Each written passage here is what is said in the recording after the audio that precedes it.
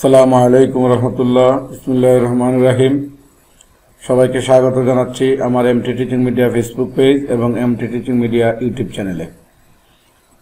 আজকে আমরা আলোচনা করব একাদশ ও দ্বাদশ শ্রেণী উচ্চতর গণিত প্রথম পত্র দ্বিতীয় অধ্যায় ভেক্টর পর্ব 1।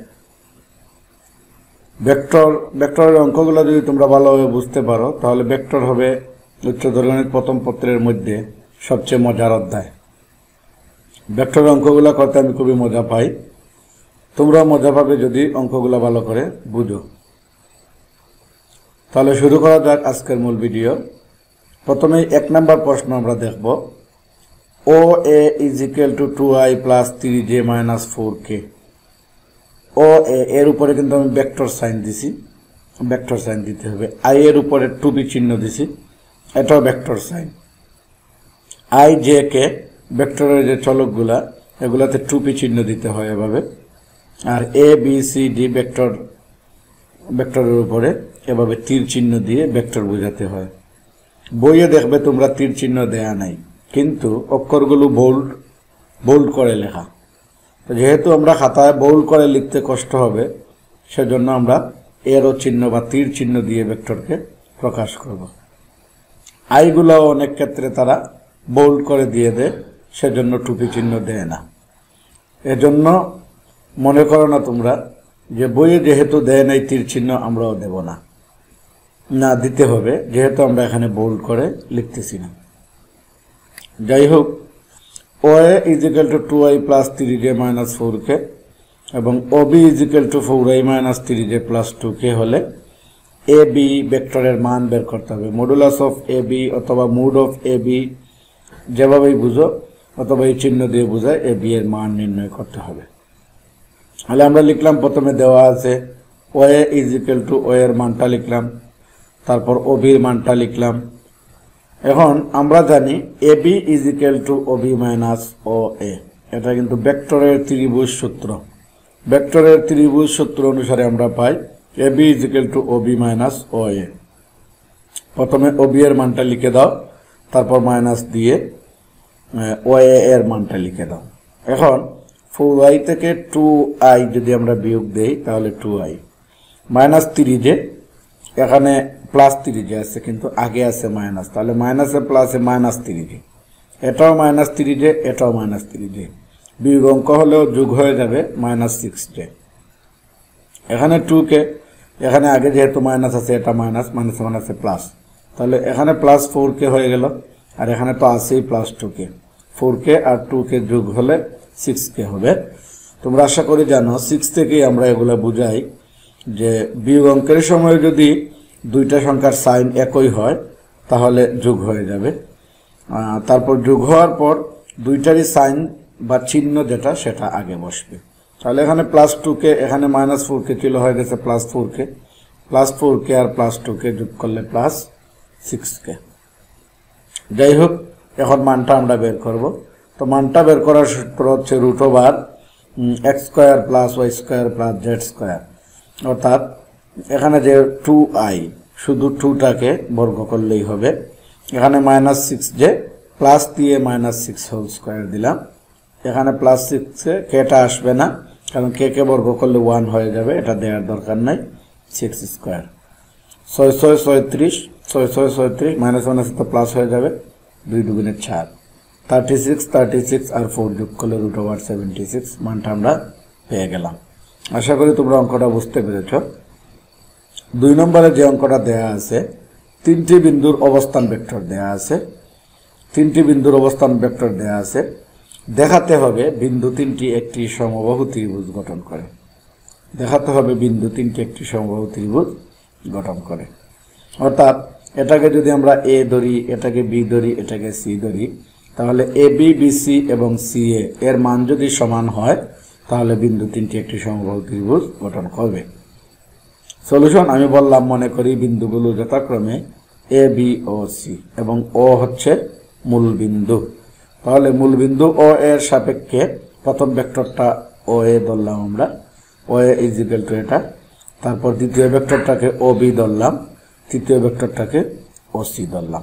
এখন আমরা এ বি এর মান বের করব, তারপর বিসি এর মান বের করব, তারপর সিএ এর মান বের করব। এখন ত্রিভুজ ওএবি এর ভেক্টর ত্রিভুজ সূত্রানুসারে OB is equal to OA plus AB.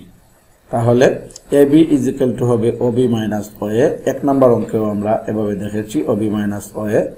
তাহলে ওবির মানটা প্রথমে লিখলাম, তারপর ও এর মানটা লিখলাম, ওবি এবং ওএ। এখানে আমি এই যে মাইনাস দিয়ে এখানে ব্র্যাকেট দেই নাই, তাহলে মাইনাস দিয়ে তো ব্র্যাকেট দেই নাই, ওবি মাইনাস ও এ। তাহলে এটা মাইনাস তিনটেই মাইনাস হয়ে যাবে, তিনটাই মাইনাস হয়ে যাবে। মাইনাস কিন্তু আমি দিয়ে দিছি, অর্থাৎ মাইনাস দিয়ে একেবারে গুণ করে বসিয়ে দিছি। এখানে মাইনাস আই আর মাইনাস আই যোগ করলে minus 2i, minus J minus 2 J যোগ হয়ে যাবে minus 3 J, 8k minus 3k, তাহলে 5k হবে।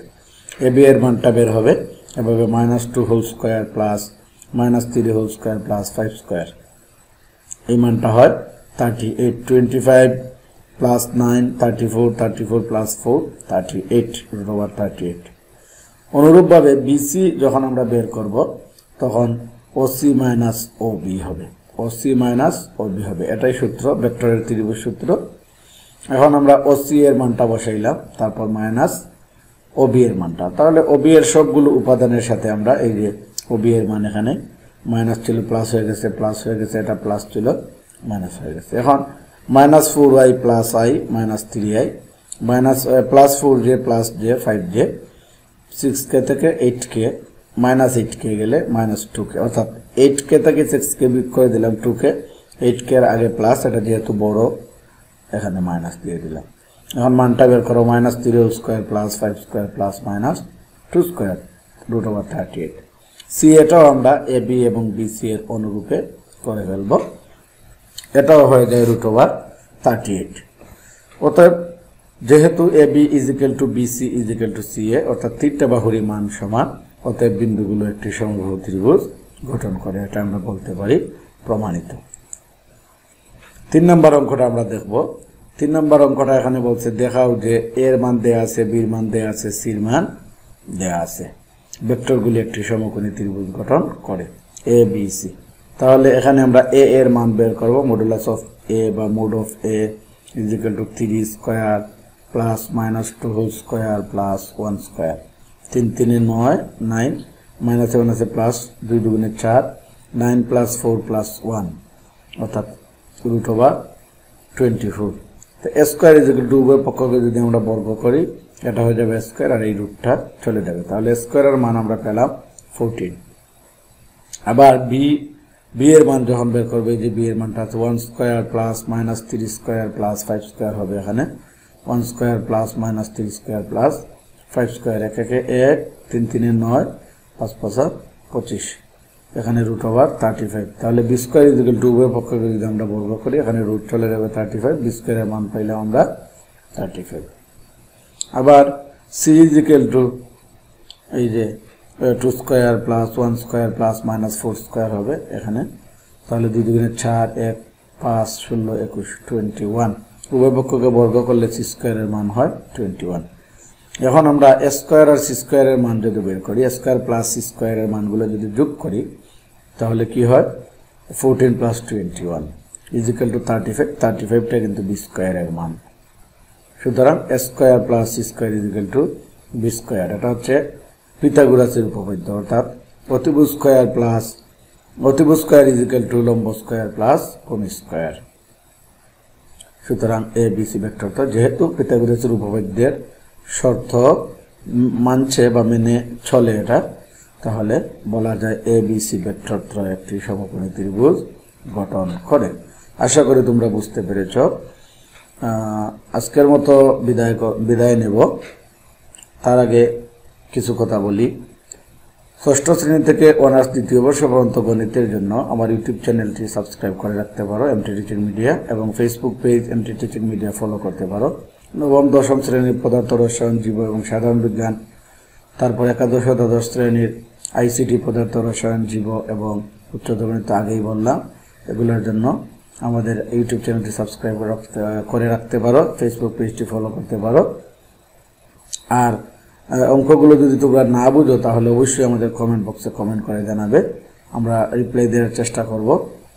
আর 71 থেকে 78 পর্যন্ত এই 8টা ক্লাসে আমরা ম্যাট্রিক্স এবং নির্ণায়ক নিয়ে আলোচনা করেছি। এই নিয়মগুলো বুঝলে আশা করি ম্যাট্রিক্স এবং নির্ণায়ক সব অঙ্কগুলো তোমরা করতে পারবে।